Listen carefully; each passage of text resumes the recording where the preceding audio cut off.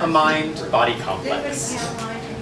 Think of me as being the two parts of a Venn diagram, but instead of there being perfect circles, there's the physical reality of my body and everything about me that takes up space, as compared and contrasted with my mind, something I perceive as spaceless and multitudinous, but is really just the size of my brain.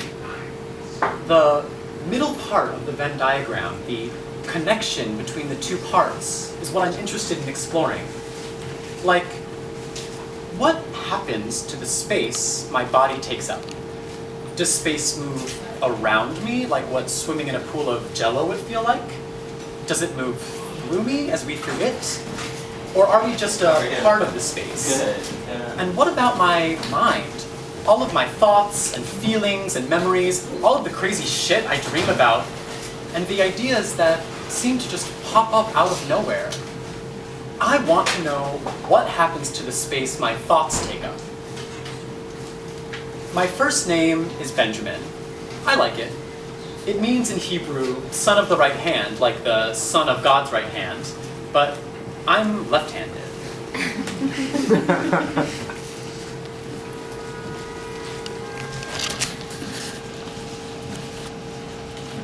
I spend a lot of time on the subway. It's a productive way to pass the time because you're always going places. You're neither here nor there, but you're getting somewhere. And it's the fringe of experience when you go from one place to the other like that. I like to live in those spaces we pass between. On the subway, there are all these people with you too. Strangers, faces. You're linked to them because you're all stuck together in this crude, overly lit little room, hurtling through a cavern underneath the surface of the city. And it's normal for people to just sort of zone out and pretend nothing is happening. They put on headphones, they take out books and iPads, and they don't think about what's going on until it's over and they get off at their stop. But I'm flying, I'm moving. It feels productive because I'm traveling. I can be. I can sit there and do nothing, and I'll still go farther than anyone else on the train. But usually when I'm on the subway, I'm walking from car to car, telling my story and trying to score whatever I can. It's a big part of how I get by, and I don't know if it has to do with the times we're living in or something, but people are generous. More than you would think, I think. Not everybody. But people give me food or random shit just right out of their shopping bags. People like giving. But I do so well at it because of how I present myself. At first assertive, but also friendly and generally to the point. Excuse me, ladies and gentlemen, I'm sorry to interrupt your evening. You're probably trying to enjoy yourselves. I don't mean to stop you from minding your own business. My name is Seth, and I've been homeless for about a year now. So if you could maybe spare a moment of your time to find it in your hearts, to give a little change or food if you have some. I'm trying to get back on my feet, but it's been really tough lately. Right now, I don't have anyone to turn to. So if you could help me out with anything, even just a few cents, it would be really, really appreciated. You have to make sure that you're playing to your entire room. So then you can give it one more time to the other side of the subway car. I'm sorry to interrupt, but my name is Seth, and if you could find it in yourself to give whatever you can, it would be really, really appreciated.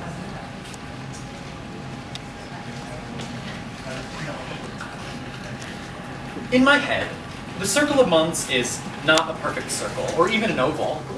It's closer to a square, but not one of those either, and some months are more pronounced than others. It's a definitive mental image of the months of the year on a plane, with each month possessing its own spatial characteristics. If you say to me April, I think of exactly where April is on the plane and how much space it takes up. It's little, and begins the corner that makes up mostly May and June, which are the only 2 months that share a corner. July is straight, and August is the next corner, and then there's some weird gap because September is down over here and is also a corner. I've had this arrangement of the months in my memory for as long as I can remember. we don't really know anything about time. It's a theory that we can measure and mark, but you can't actually express time in the moment. What would there be to observe, and for how long? Nothing. You would have to observe the passing of time, not the passing of days or seasons. Those are markers, not time. Time is sensed, if anything, but all that really means is that you're thinking about it consciously. And when you give a lot of thought to time and focus on how it feels and what it means, the way you perceive it starts to change. It plays tricks on you. Like sometimes when I meet strangers, they already look familiar to me. Their features register just enough so that I'm conscious of the deja vu as we exchange names in a handshake. And it's like, somehow, I've already known the person I just met. When we go to sleep, I think we know in our dreams that all time is simultaneous, and we can get in touch, if just slightly, with things our waking selves haven't actually lived through yet. Time is a grid, and I thought about that just by living through it. When giving thought to time, there's something I always come back to, a mystery about my reality that is just beyond my grasp. When thinking about it now, I feel as though I'm up against a wall, like I'm pushing against it, trying to get to the other side, but the more I push and the harder I think about it, the stronger the wall seems to be. What I would find on the other side is only hinted at in the corners of my thoughts. My last name is Rosenbaum. It's Jewish German and means rose tree or bush. Until a few years ago, I pronounced it Rosenbaum, but then decided the pronunciation should be Rosenbaum, like L. Frank Baum. If it was Baum, it would have an L instead of a U, like lip balm. I once had a big house party and it was called the Rosenbaum.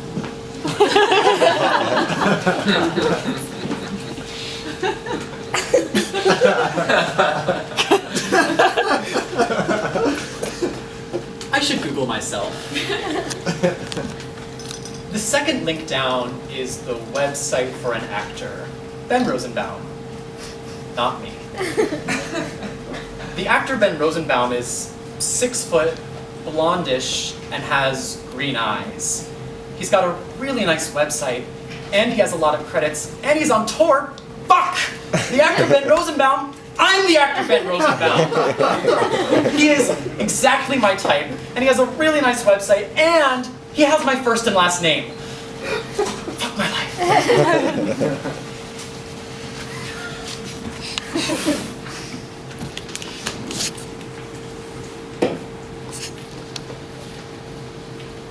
I get by.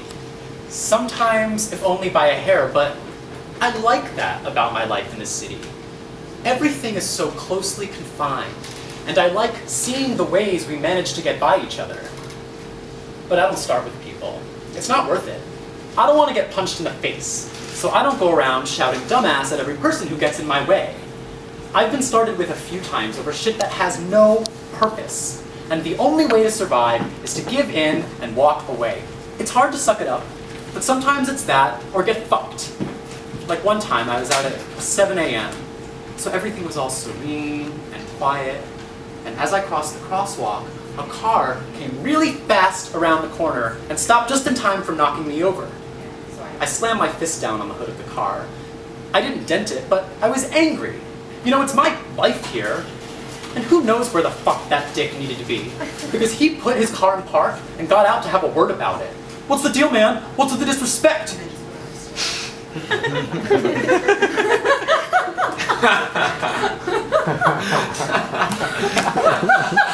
I didn't say anything.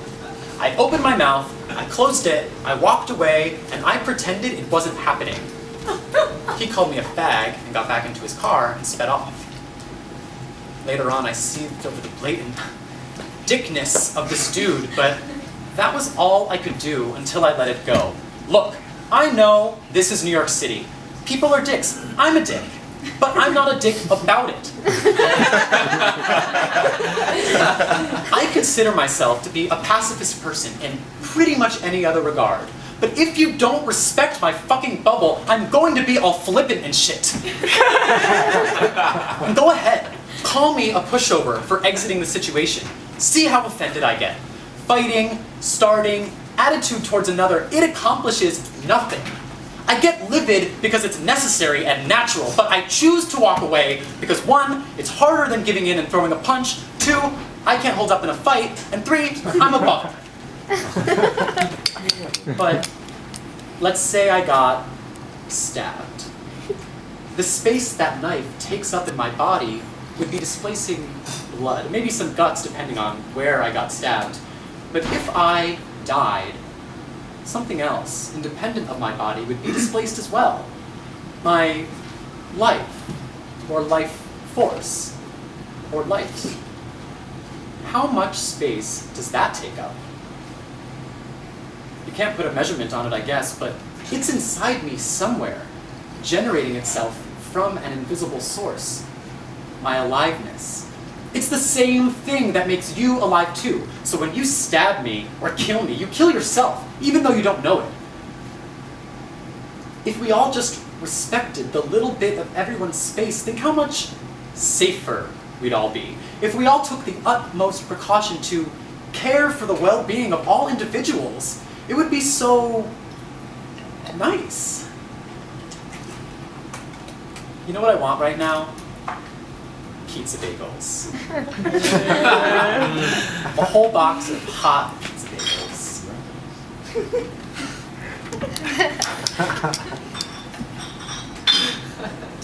You know what I want right now?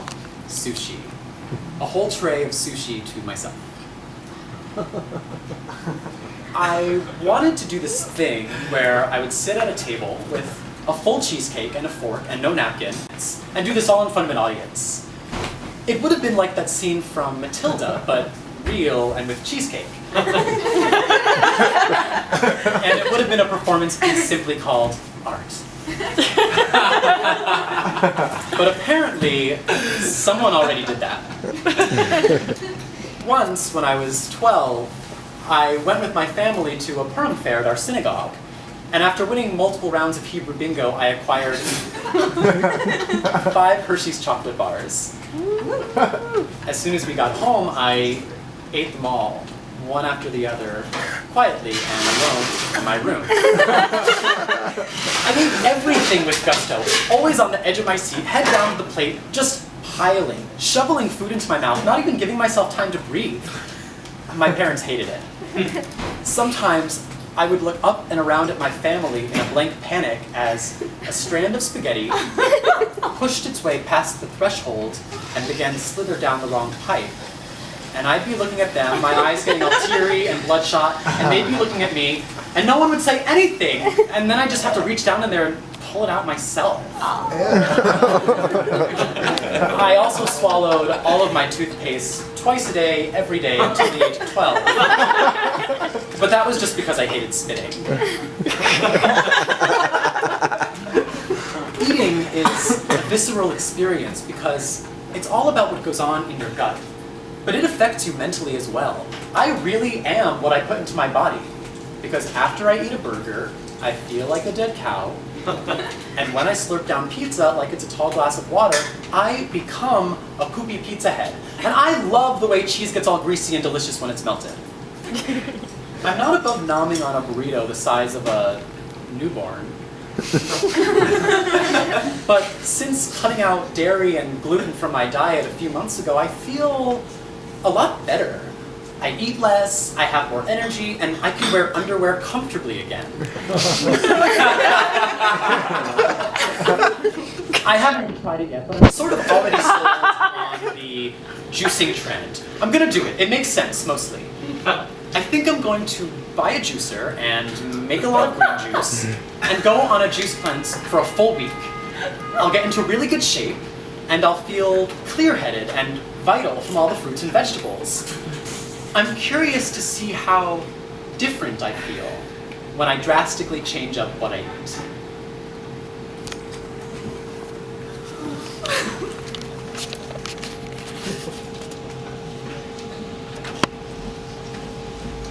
Sometimes when I'm feeling up for it, I go out and dance at queer dance parties. I go alone, and I don't meet anyone. I'll have like one drink, and that's it. I'm really just there to dance. And when I'm dancing, I feel incredibly transcendent in that I'm beyond myself, and it's an experience filled with ecstasy and freedom and a little bit of melancholy, actually. I think just from seeing cute guys and not talking to them because it's too loud and I hate spitting on people's faces. I just want to meditate on my movement and the music.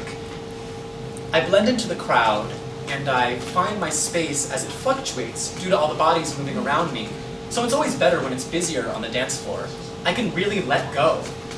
And when I'm feeling it, I probably look a little crazy, like I'm in a trance. Because I am a little bit. Something turns on, and I feel euphoric and creative, and it's all being channeled through my body, through my bodily expression. It feels good to be expressive without words, and dancing is such a pure form of expression.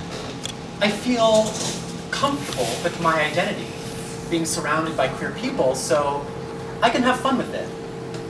Like, am I a queen?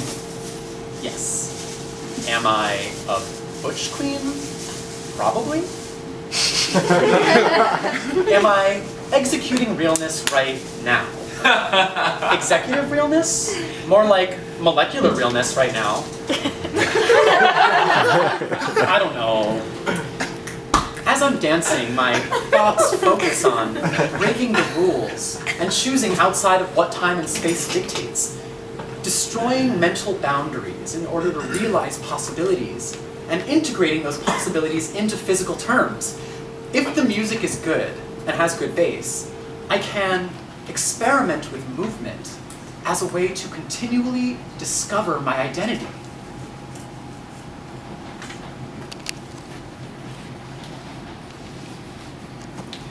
You know what can go die in the East River? My goddamn foot problems. Inside my shoes, these things are so gnarly. They're like squat chunks of ham. I don't even know if what's on the bottom is a bunion or a callus or a corn or whatever. It fucking hurts every time I step on it. Guess I can just massage my own feet. Man, how crazy is reflexology?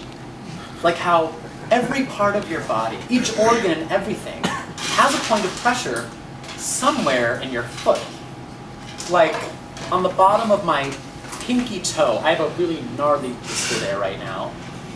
What am I affecting on my body when I push down right on the bottom of my pinky toe?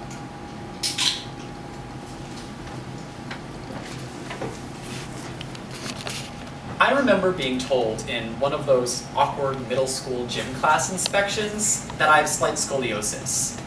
My right shoulder sits lower than my left shoulder.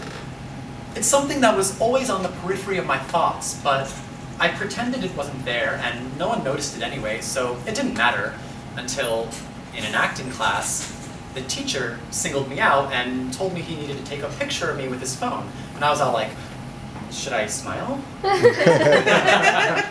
Then he showed me the picture and pointed out to me how lopsided I looked when standing up straight.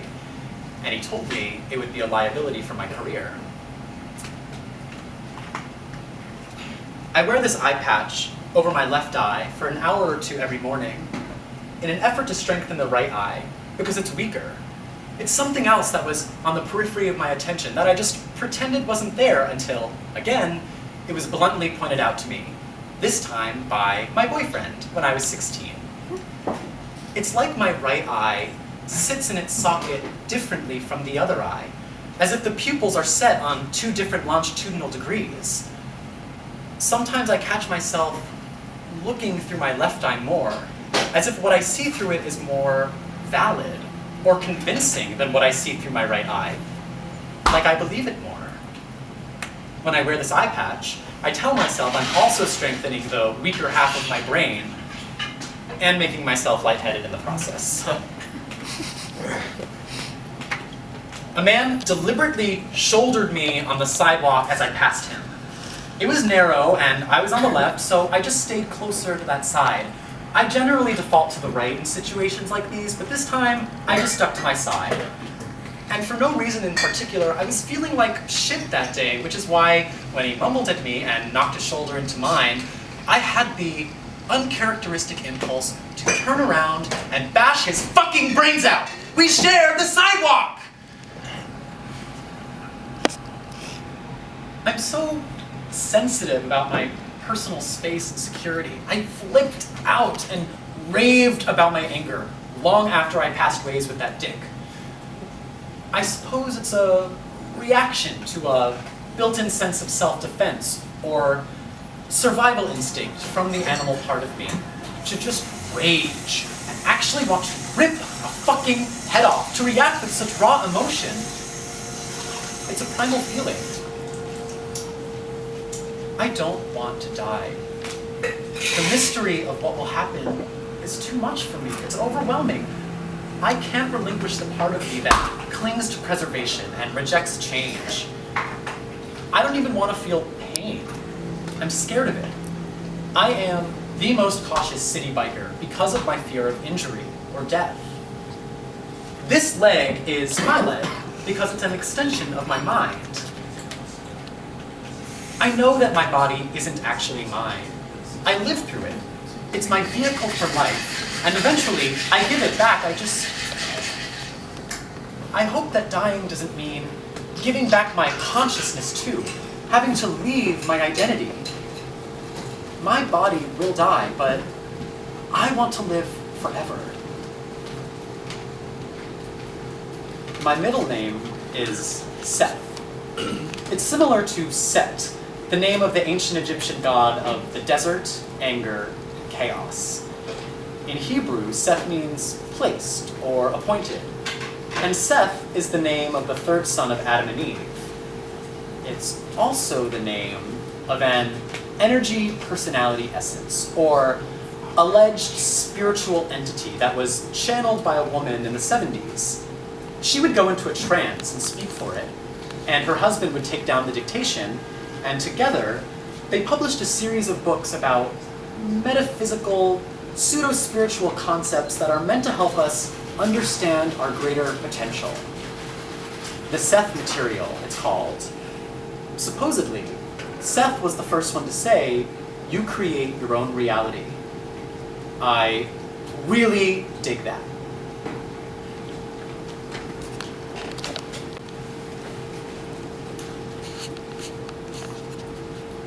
There was a time when I would try anything once, even if I didn't know what it was. And I didn't know what a lot of stuff was, so I tried it all. I smoked weed pretty much every day, except for when I didn't have it. And when I didn't have it, it was whatever. I wasn't addicted to it. It made me happy. I drank a lot of alcohol. That's a drug. I've gone through periods of my life when I was definitely an alcoholic, because I was drinking every night. I never drink alone though, and I think that's actually a marker of bad alcoholism. Coke was the treat, something I treated myself to. The first time I tried it, the friend I was with kept saying, "You're gonna love it! You're gonna feel so high and happy, and you're gonna want to talk a lot about what's going on in your mind, and that's normal, it's okay to want to talk a lot." But after we snorted it, he talked the entire time, nonstop, and I just listened. That guy was a big cokehead. I wasn't like that, and I didn't intend to be. I took breaks. But all of that stopped shortly after I came to New York. You'd think it would be the opposite, you know? It wasn't coming here that did it. There are plenty of substances for me to get my hands on in New York. And someone gave me fucking ayahuasca. I didn't know what it was, and it was so vile, but it woke me up. Afterwards, I felt shifted, awake, and alert of my position as a person, as if my mind had finally found itself in my body, and I didn't want to fuck up and lose that feeling again. Now the only trips I take are the ones on the J train. I came to New York because I wanted to be a part of the clusterfuck that makes it so special, and I don't want to leave. even though I am where I am right now in my life, New York City will continue to be where I feel most at home, wherever in the city my wanderings may take me. I've always felt a strong sense of purpose in my life, and I need to act on that now to assume the responsibility that I feel. It would be a mistake to ignore it. I get by, but I can do better than that.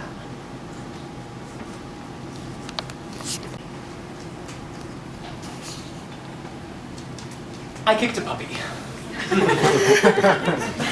It was an accident. It was raining, and I was walking through Soho, so the sidewalk was narrow, and as I passed a group of people standing off to the side, their small dog ran out in front of me. I didn't even see that they had a dog with them, and it was so tiny, like the size of my two fists together. And it hit the underside of my boot, pretty lightly, but still. I noticed, and I hoped that they didn't, so I just kept walking, but the girl not holding the leash was all like, "Oh, really?" I turned and sort of half whined, "I'm sorry." And it was only as I turned back around that the reality of what I just fucking did set in. At least it wasn't a baby.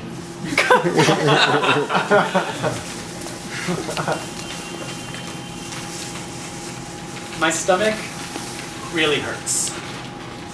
I only drank juice. When you drastically change up what you eat, everything becomes different, but it's not quite as simple as you are what you eat. It's more, you are what you think. And what you eat and how you eat it is just a really big part of the equation. I should feel like clean, nutritious liquids. I should feel like 4 glasses of green juice. And I feel like stopped up shit. I guess this isn't going to help me with whatever it is I'm looking for. Eternal knowledge, whatever I can find inside. I want to know why life is like the way it is, why we live and think and experience. I want to know the reason why. But the voice in my head still takes up all the space that there is and leaves no room for anything else. It's the voice I'm always hearing, and I know there must be something more.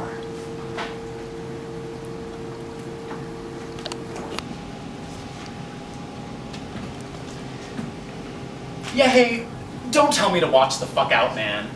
I'm giving my full attention with both eyes to the bike lane ahead of me that you happen to be strolling along. Because I'm on my bike and you're on your feet. There's a sidewalk you could use, it's empty right now. It's not that busy a time of day, at least for pedestrians, because there are also cars on the street and me, on my bike, delivering your really good food. I've got a bell to use when you're in my way, and I'm glad that it startled you. But don't tell me to watch the fuck out, man. And what does that even mean?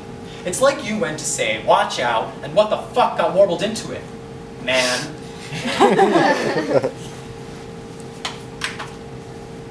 In the city, there's a higher concentration of people with one-track minds. I've got to be somewhere, and you've got to be somewhere too. Now, I know what it feels like to race along on my bike and zoom in and out of people, cars, and other objects that get in my way.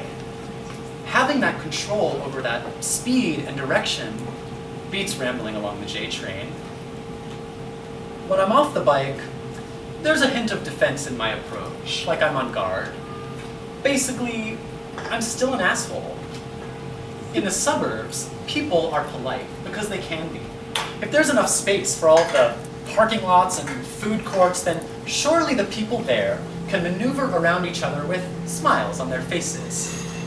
But in the city, we're so close together all of the time. We're stacked on top of each other, and there are a lot more intersections and corners and people and things coming and going, and after a while, if you've been squeezed through it enough, it gets a lot harder to be polite in every moment. Try to smile and say, excuse me. Excuse me! It doesn't work. On my bike, it's easier to get around unnoticed. Weaving through cars and flying past pedestrians, I can be quiet and let speed speak for me. This right here is all I need respected to get by. This, my body, just the space my body takes up, all I need to get by. It's all that you need to get by too. We're always just missing each other as we cross paths. And whether you're on a bike, or driving a car, or a truck, or just traveling as your own person, if we could all just respect that little bit of everyone's space.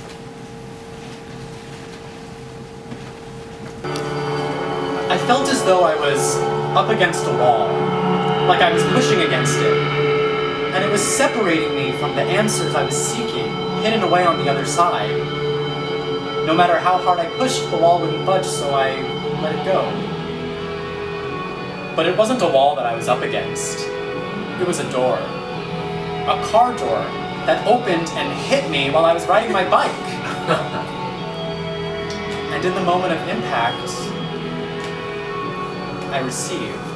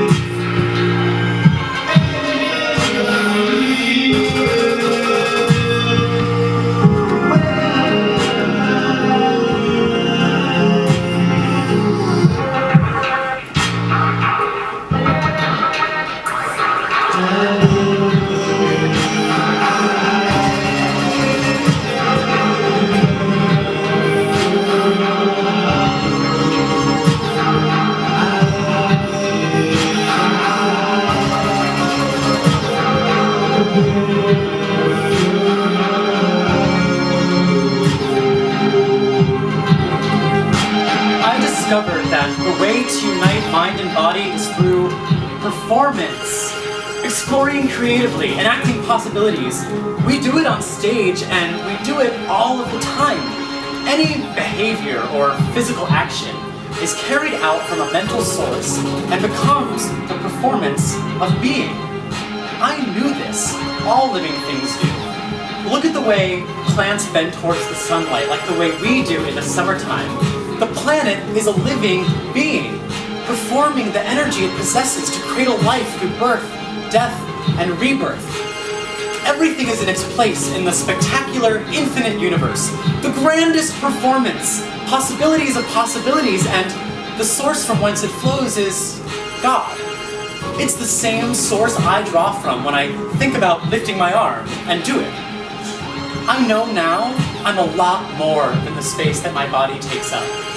And I won't live in fear of death anymore, because in every moment I am continually being reborn.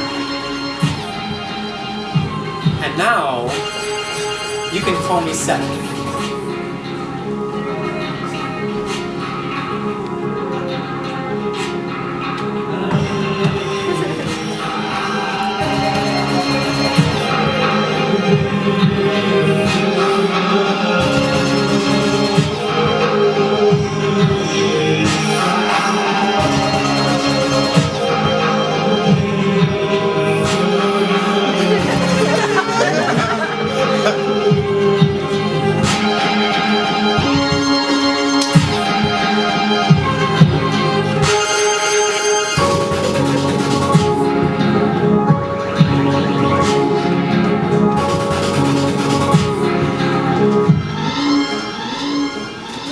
Thank you to Ellie Coven and the team at Dixon Place for letting me do this here. Please support the Hot Festival and see other shows. Have another drink, tip your bartender Thane, he's from South Africa. And thank you all so much for coming. Woo!